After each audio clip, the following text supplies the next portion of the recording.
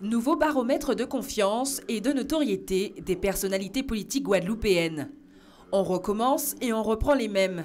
D'après le dernier sondage Calistat, le ministre des Outre-mer perd en confiance et en notoriété.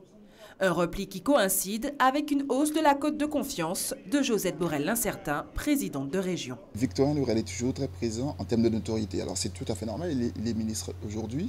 En revanche, son éloignement fait que aujourd'hui, les Guadeloupéens ne placent plus forcément leur confiance dans sa personne pour construire l'avenir du pays. Le député maire de Bémao, Harry Chalus, quant à lui, poursuit son ascension.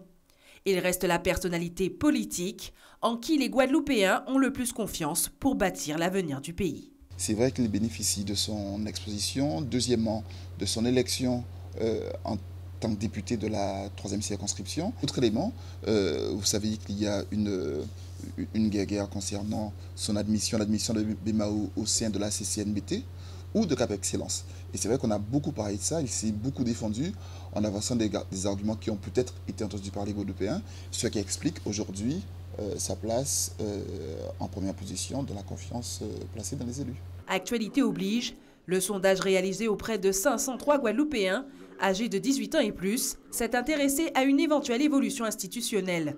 Résultat des courses, seuls 5% des sondés s'en préoccupent. On se rend compte qu'aujourd'hui, une majorité des Guadeloupéens se disent favorables à la fusion du Conseil général et du Conseil régional à une assemblée unique.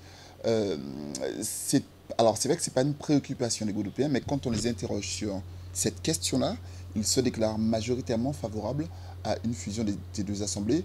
Loin, très loin devant l'évolution institutionnelle, l'insécurité et la jeunesse sont les principaux thèmes qui préoccupent les Guadeloupéens.